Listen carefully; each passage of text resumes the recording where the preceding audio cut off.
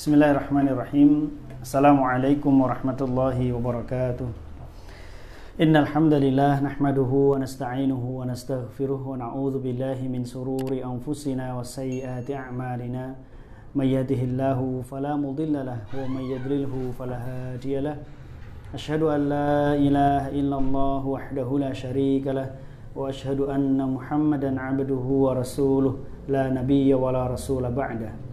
Allahumma salli wa sallim wa barik ala Muhammadin wa ala alihi wa ashabihi ajma'in wa man tabi'ahum bi ihsanin ila yaumiddin.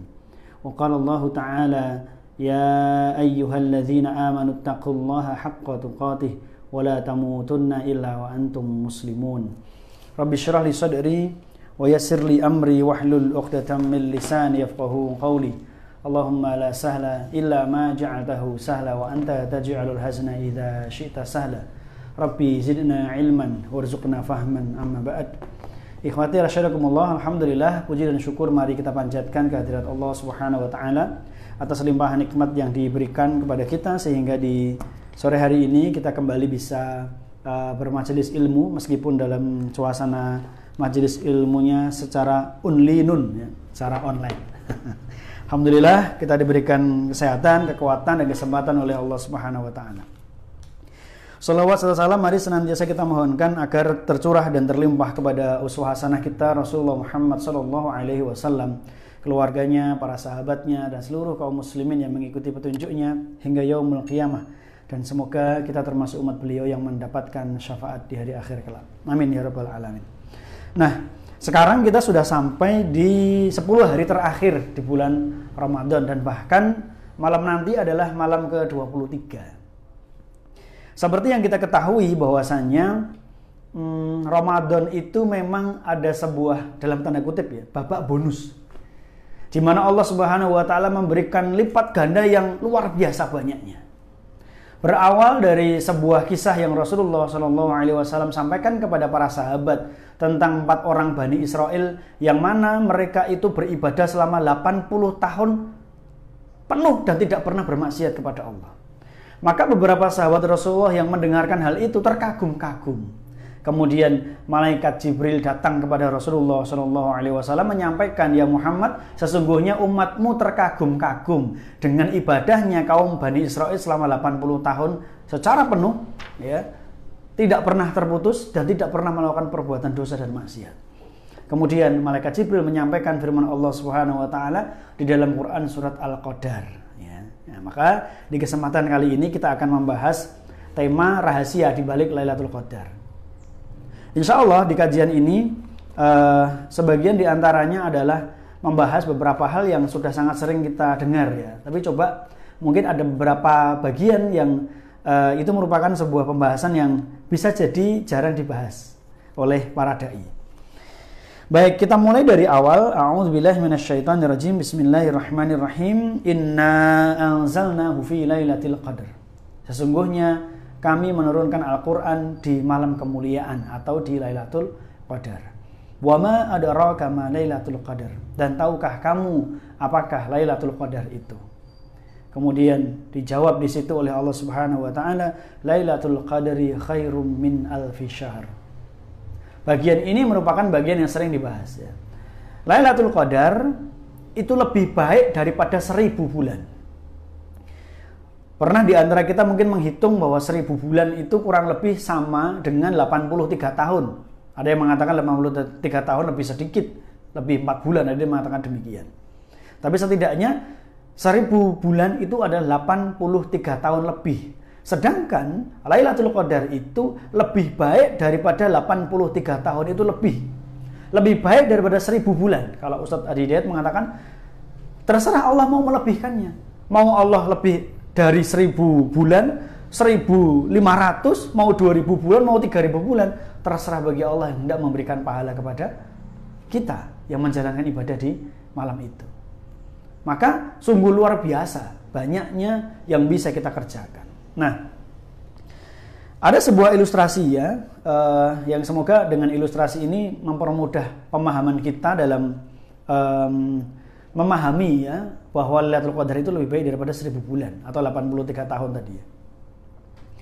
Contoh begini, ketika di Lailatul Qadar itu kita beribadah, kita mengerjakan sholat taraweh dan witir 11 rakaat misalnya, maka malaikat akan mencatat bahwasanya kita yang melakukan ibadah itu telah mengerjakan ibadah sholat witir, sholat taraweh dan witir selama 83 tahun dan tidak pernah absen di setiap malamnya. Maknanya di setiap malam mengerjakan sholat taraweh dan witir 11 rakaat selama 83 tahun.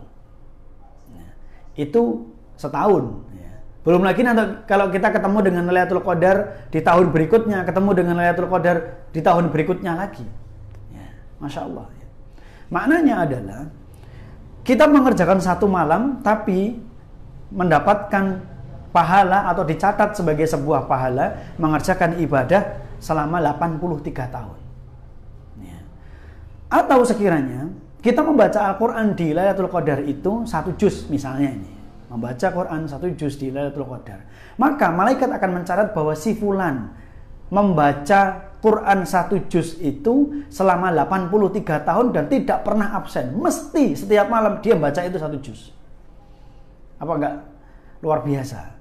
Mungkin di antara kita merasa berat, mungkin kita karena aktivitas, pekerjaan, keluarga, kita bermasyarakat dan seterusnya akan ada banyak kegiatan sehingga hampir tidak mungkin kita bisa mengerjakan misalnya nih 10 tahun berturut-turut setiap malam mesti membaca Quran 1 juz.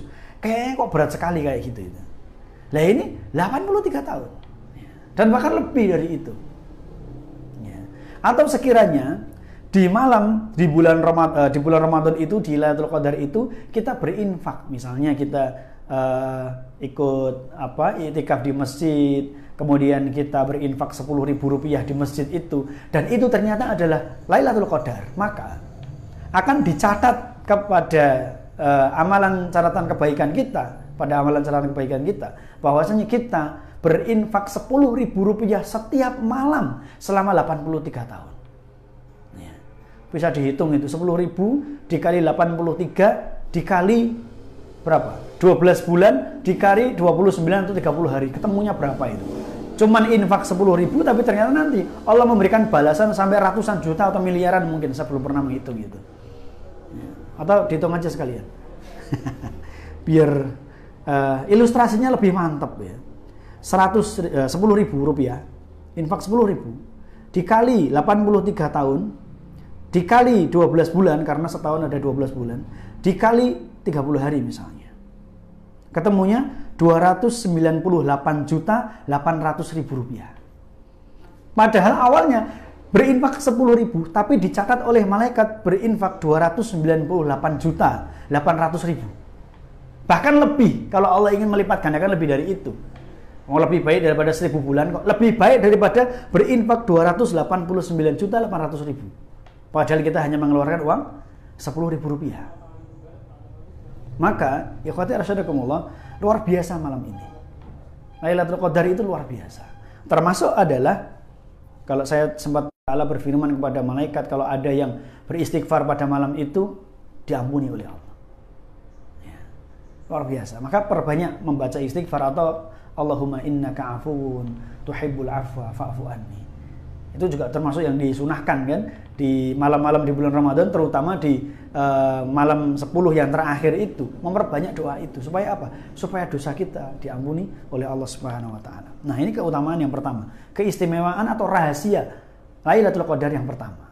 Lebih baik daripada 1.000 bulan. Kemudian yang kedua, tanazzalul malaikatu warruhu fiha biizni rabbihim min kulli amr. Keistimewaan atau rahasia Lailatul Qadar yang kedua adalah bahwa malam itu malaikat turun, tapi turunnya malaikat dalam jumlah yang sangat banyak, lebih banyak daripada kesempatan yang biasanya. Dalam tafsir Ibnu Katsir juga tadi sempat saya baca. Ketika hamba Allah atau kita sebagai seorang mukmin itu membaca Al-Qur'an, malaikat itu turun, mendengarkan dan ingin ikut merasakan rahmat Allah, merasakan kasih sayang Allah, dan merasakan keberkahan dari bacaan Quran yang kita baca. Atau ketika bermajelis ilmu, malaikat turun mendampingi kita yang sedang bermajelis ilmu seperti itu. Tapi berbeda dengan Lailatul Qadar, pada saat Lailatul Qadar, jumlah malaikat yang turun itu jauh lebih banyak daripada ketika kita beribadah seperti pada saat kita beribadah reguler pada umumnya itu. Kita ingin mendapatkan keberkahan itu, ingin mendapatkan rahmat itu. Ya, sehingga malaikat turun sampai ke langit dunia mendapatkan keberkahan itu. Ya, Masya Allah ya. Ikhwati asyhadakumullah. Malaikat turun dalam jumlah yang lebih banyak, yang sangat banyak sekali. Itu keutamaan yang kedua. Kemudian yang ketiga, waruhu fiha, ditafsirkan di sini adalah malaikat Jibril pun juga turun. Bi'izni rabbihim min kulli amr. Atas izin dari Allah, atas izin dari Tuhannya, dia mengatur segala urusan. Nah, ini keutamaan yang ketiga yang jarang dibahas, yang jarang tersampaikan. Saya mencoba ya mengkaitkan hal ini dengan beriman kepada takdir. Karena ternyata di dalam pembahasan al-iman, jangan bisa baca itu di banyak kitab yang ditulis oleh para ulama salaf terkait dengan pembahasan iman ya. Di situ ada beriman kepada takdir. Dalam beberapa literatur saya dapatkan bahwasanya ada beberapa kesempatan Allah Subhanahu wa taala menuliskan takdir. Nah, ini coba kita bahas. Macam-macam takdir. Yang pertama adalah takdir yang bersifat umum, yang berlaku bagi setiap makhluk. Ya. Berlaku pada manusia, berlaku pada setiap makhluk, yang ditentukan 50.000 tahun sebelum penciptaan langit dan bumi. Ketika Allah memerintahkan kolam atau pena untuk menulis semua takdir tersebut. Ya. Ini penulisan takdir, macam takdir yang pertama, yaitu takdir yang bersifat umum. Dicatatkan satu kali, yaitu 50.000 tahun sebelum Allah menciptakan langit dan bumi. Kemudian yang kedua, penulisan takdir yang kedua, atau macam takdir yang kedua, adalah takdir umuri, takdir sepanjang umur manusia, masing-masing dari kita sebagai manusia. Apa maksudnya? Karena takdir ini adalah takdir yang berlaku pada manusia sejak permulaan hidupnya, tatkala masih berbentuk setetes air mani, hingga fase-fase berikutnya. Kalau kita kaitkan, salah satunya adalah di dalam hadis arba'in, hadis tentang dicatatkannya 4 takdir, dan itu ditulis pula di sini. Ya. Bahwa di usia 120 hari kita di kandungan ibu kita masing-masing, atau usia 4 bulan. Malaikat diperintahkan oleh Allah untuk meniupkan ruh, meniupkan nyawa ke janin di ibu kita yang sedang mengandung kita di usia 120 hari itu. Maka pada saat itu ditetapkanlah 4 hal. Yang pertama tentang masalah ajal atau umur. Umurnya berapa, kapan dia mati. Ya. Kemudian yang kedua, tentang rizki. Ya.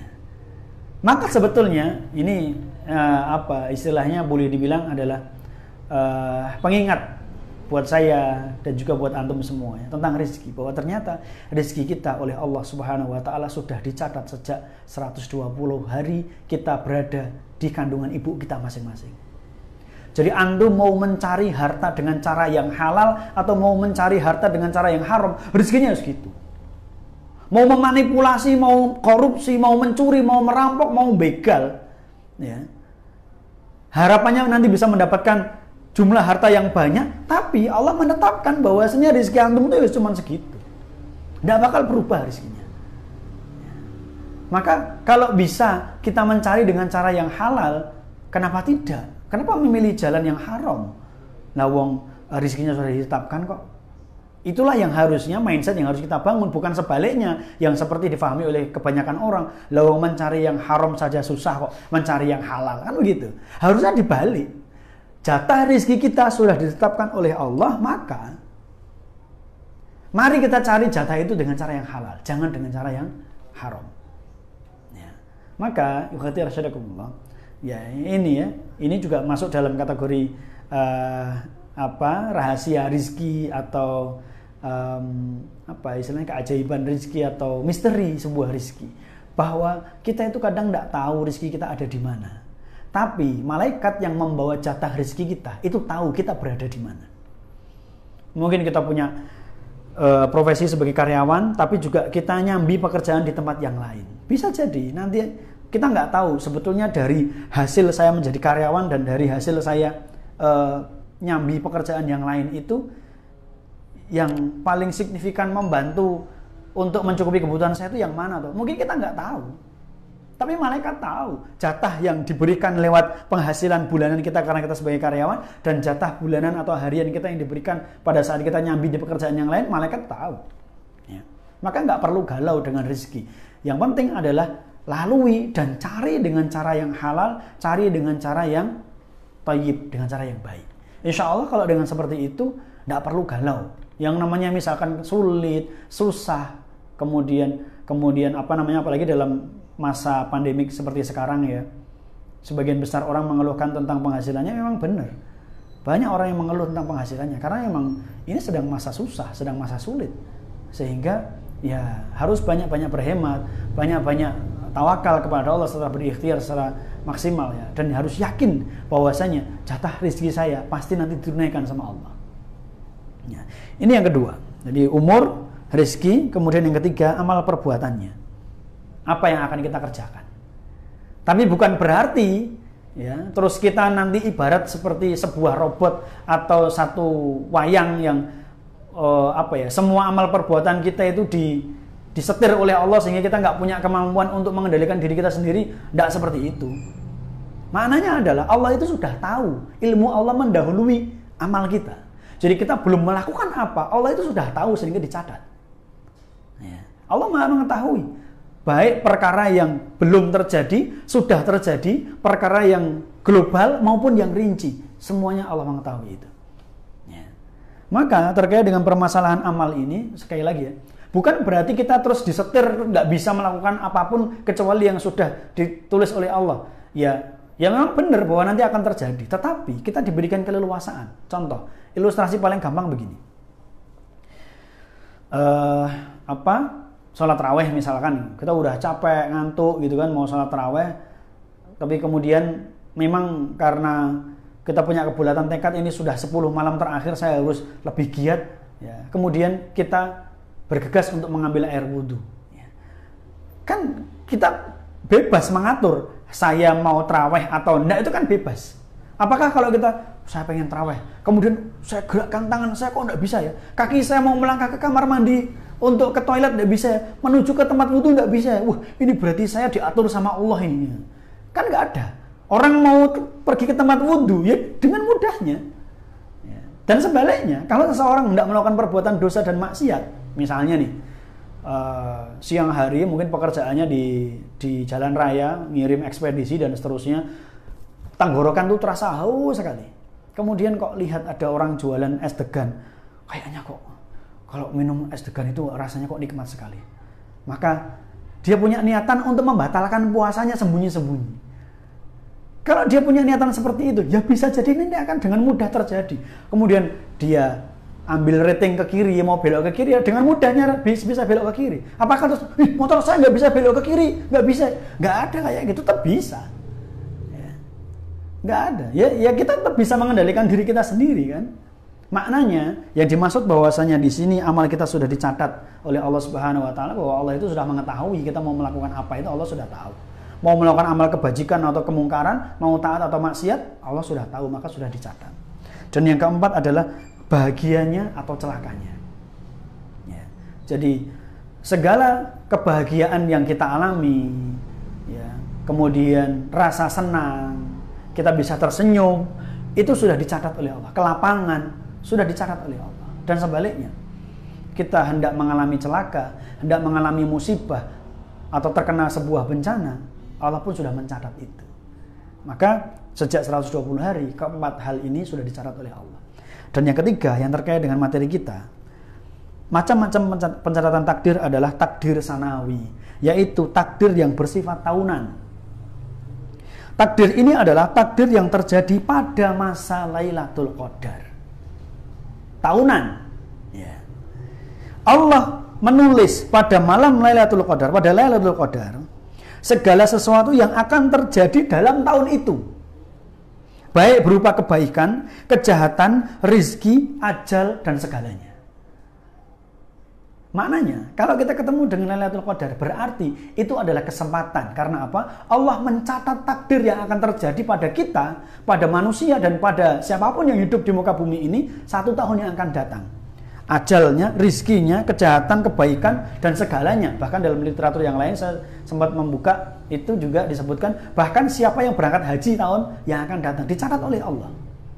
Ditakdirkan oleh Allah terjadi tahun yang akan datang.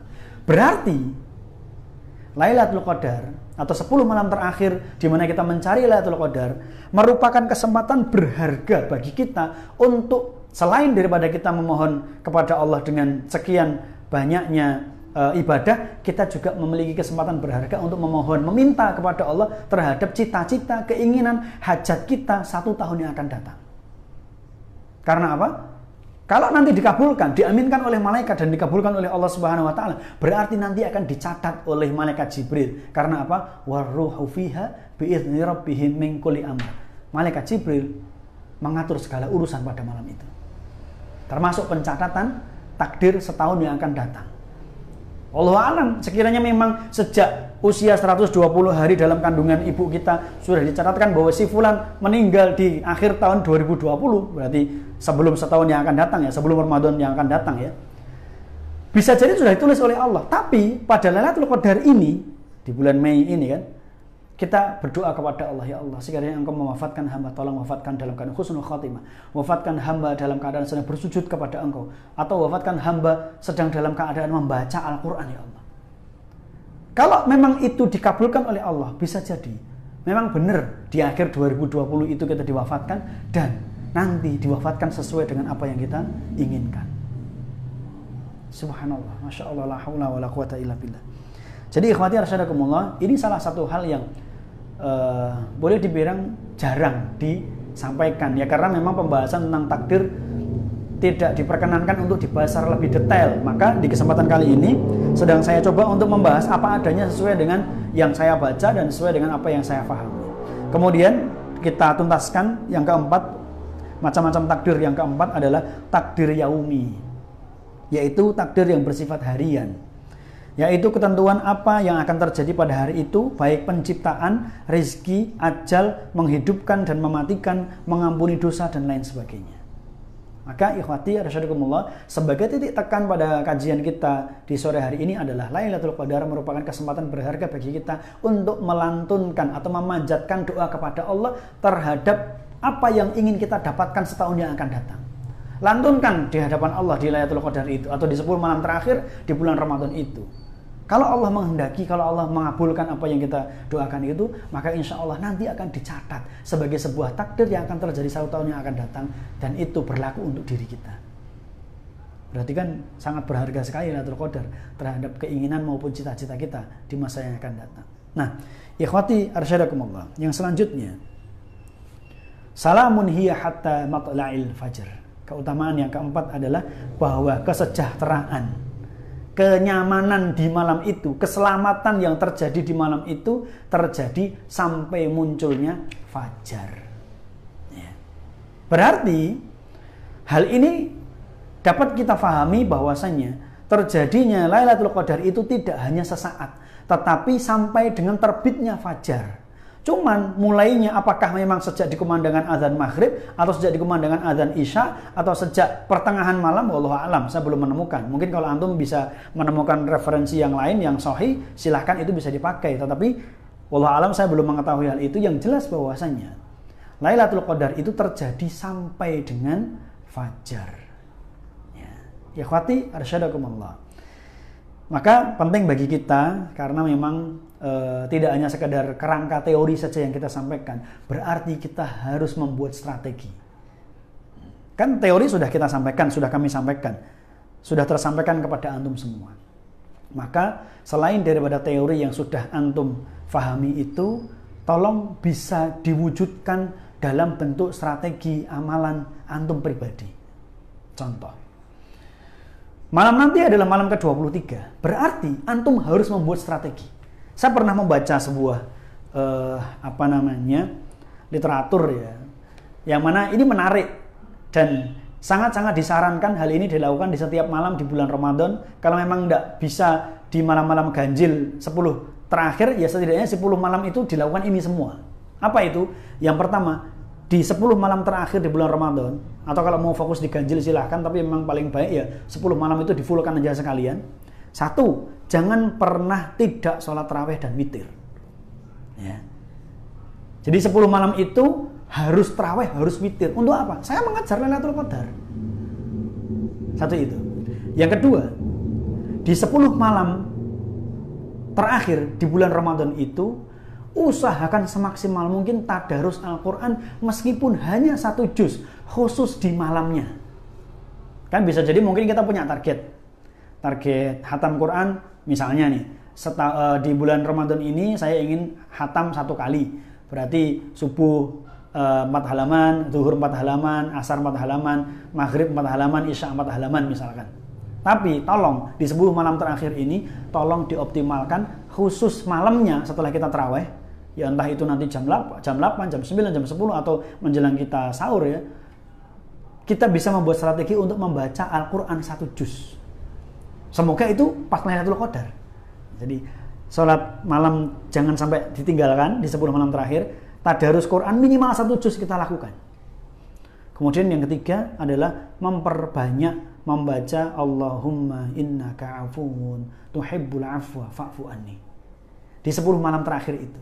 Bahkan mungkin menjelang kita sahur, perbanyaklah lantunkan zikir itu. Mungkin kemarin selama 20 hari pertama di bulan Ramadan kita lalai, tidak memperbanyak membaca itu. Maka saling mengingatkan bersama anggota keluarga kita. Kalau yang sudah berkeluarga ya, kalau yang jomblo ya berarti ya diingatkan sama orang tuanya masing-masing atau kakaknya atau adiknya atau saudaranya. Atau kalau sedang itikaf bareng-bareng sama teman-temannya, tolong saling mengingatkan. Perbanyak baca Allahumma innaka afuwun tuhibbul afwa fa'fu anni. Perbanyak baca itu. Karena ya tadi ya di tafsir Ibnu Katsir di Quran surat Al-Qadar di halaman-halaman akhir itu saya mendapati bahwasanya ketika hamba Allah di Lailatul Qadar itu mohon ampun kepada Allah, Allah akan mengampuni dosanya yang telah lalu. Masya Allah. Kemudian yang keempat, jangan lupa bersedekah di 10 malam terakhir. Karena tadi seperti yang saya sampaikan, misalnya di malam itu 10.000 rupiah, 10.000 rupiah kita di Lailatul Qadar itu yang kita infakkan lebih baik daripada 298.800.000 rupiah. Hitungannya bagaimana tadi ya? Ini hanya ilustrasi, kita hitung-hitungan secara manusia saja. Ya. Jadi 10.000 dikali 83 tahun, dikali 12 bulan, dikali 30 hari. 298.800.000 rupiah. 10.000 padahal modal kita, balik segitu untuk akhirat kita. Masya Allah ya. Maka ikhwati rasyadakumullah tadi ya. Sholat tarawih jangan ditinggal 10 malam terakhir. Tadarus Quran 1 juz benar-benar dioptimalkan di malam itu. Jangan 1 juz sehari, 1 juz di malam itu. Kemudian yang ketiga tadi apa tadi? Berinfak ya. Kemudian Allahumma innaka afuwun tuhibbul afwa fa'fu anni. Setiap malamnya. Berinfak pun juga setiap malamnya. Jangan sampai tidak berinfak. Kemudian yang kelima, ada yang pernah membuat sebuah tulisan yang menarik. Di malam-malam terakhir di 10 malam di bulan Ramadan itu, bacalah Al-Ikhlas 3 kali. Ini unik ini. Kenapa? Membaca Quran surat Al-Ikhlas, pahalanya kan sama dengan sepertiga Al-Quran. Ini bagi saya, Masya Allah kok bisa punya ide kayak gitu. Berarti kalau kita membaca 3 Al-Ikhlas, itu hatam. Dan kalau kita hatam dalam Lailatul Qadar, oh Masya Allah. Ya, insya Allah lah nggak jadi masalah ya. Artinya ini menjadi sebuah amalan pribadi. Insya Allah nggak jadi bid'ah karena tidak kita lakukan bareng-bareng. Maka ikhwati rasyadakumullah, ini jadi sebuah dalam tanda kutip tips and trick ya.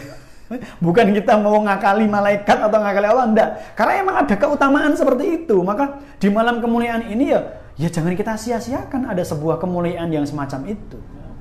Atau mungkin Anda punya tetangga yang mana dia anak yatim atau seorang janda. Di malam itu berikan sedekah bahan makanan, beras atau lauk atau apa. Karena pahalanya setara dengan jenengan bersedekah 83 tahun. Kan luar biasa pahalanya. Ya, maka ikhwati rasyadakumullah, ini beberapa hal yang ya berupa langkah konkret ya, tidak hanya sekedar teori. Semoga beberapa hal ini bisa memancing ide-ide antum untuk berkreasi dengan amal soleh yang sesuai dengan sunnah. Ya. Mungkin antum bisa memperbanyak sholawat karena memang ya secara umum, dalil secara umum di sepertiga malam terakhir di luar bulan Ramadan pun kan juga disunahkan memperbanyak sholawat juga. Maka di Lailatul Qadar itu perbanyaklah sholawat. Tentunya sholawat yang sesuai dengan yang dicontohkan oleh Rasulullah, yaitu bacaan sholawat pada saat kita sedang sholat itu. Ya. Karena dengan kita memperbanyak sholawat itu harapannya adalah kita mendapatkan syafaat dari Rasulullah SAW, apalagi kita bersholawat kepada beliau pada saat Lailatul Qadar. Ya. Sehingga kalau setidaknya sudah saya pancing dengan 5 atau 6 contoh ide-ide amal soleh semacam ini, insya Allah antum bisa berkreasi dengan amal soleh yang lain yang juga itu merupakan amal soleh yang sesuai dengan sunnah. Ya. Maka ikhwati rasyadakumullah, semoga dari kajian singkat kita di sore hari ini bisa sedikit banyak memberikan atau membuka wawasan antum ya, dalam kaitannya dengan Lailatul Qadar ya. Beberapa hal yang memang jarang dibahas, tapi semoga ini bisa menjadi sesuatu yang membuka wawasan hasanah sekaligus membuka pancingan bagi antum untuk beramal soleh ya. Sehingga tidak hanya sekedar dalam kerangka teori, oh Lailatul Qadar itu lebih baik daripada 1000 bulan, oh lebih baik daripada 83 tahun lebih tuh. Tidak hanya sekedar itu, tetapi benar-benar kita optimalkan dengan amal real. Memang Rasulullah SAW mencari atau memburu Lailatul Qadar itu di 10 malam terakhir secara full dengan itikaf. Tapi bisa jadi di masa pandemik seperti sekarang ini belum memungkinkan bagi kita untuk itikaf karena banyak masjid yang menjalankan program social distancing atau physical distancing sehingga tidak membuka kesempatan itikaf. Maka ya kita jadi kesulitan. Maka ya mari itikaf di rumah kita masing-masing karena memang tidak memungkinkan bagi antum yang memang berada di daerah atau zona yang hijau, tidak ada orang yang terpapar COVID-19, ya, tidak ada ODP, tidak ada PDP, tidak ada yang positif, maka bisa jadi masjid antum menyelenggarakan iktikaf. Silahkan menyelenggarakan, silahkan ikut di sana. Ya, tapi setidaknya bekal ilmu yang saya sampaikan ini semoga menjadi sebuah renungan hasanah atau tambahan keilmuan buat antum, sekaligus bisa memancing ide-ide antum untuk berkreasi dengan amal soleh yang lain, yang mana itu adalah amal soleh yang sesuai dengan sunnah. Demikian, karena sudah mendekati waktu buka puasa, ya meskipun masih agak beberapa ya, tapi nggak apa-apa lah, karena memang beberapa menit menjelang iftar itu kan beberapa menit yang mustajab bagi kita untuk berdoa. Maka ya biasanya kami juga begini ya, setiap sore di di channel kami juga menyelenggarakan kajian online, dan memang sengaja beberapa menit sebelum azan kita sudahi ya, sekitar mungkin 10 menit sebelum azan kita sudahi kajiannya, supaya nanti ya asatidnya, kemudian kru tim kamera dan lain sebagainya, atau bahkan yang mendengarkan kajian secara online juga bisa memanjatkan doa kepada Allah, karena memang kita beri kesempatan untuk berdoa masih ada 5-10 menit menjelang iftar, menjelang buka puasa. Demikian, semoga bisa bermanfaat, dan apa yang saya sampaikan ini semoga juga menjadi tambahan motivasi baik untuk diri saya pribadi dan juga kepada antum semua yang mengikuti kajian, dan semoga Allah Subhanahu wa taala senantiasa membimbing kita untuk bisa mendapatkan Lailatul Qadar, dan di Lailatul Qadar itu kita bisa menorehkan catatan amal terbaik untuk kita semua. Amin, amin ya rabbal alamin. Kita akhiri dengan doa kafaratul majelis. Subhanakallahumma wa bihamdika asyhadu an la ilaha illa anta astaghfiruka wa atubu ilaik. Wabillahi taufiq wa hidayah. Assalamualaikum warahmatullahi wabarakatuh. Allah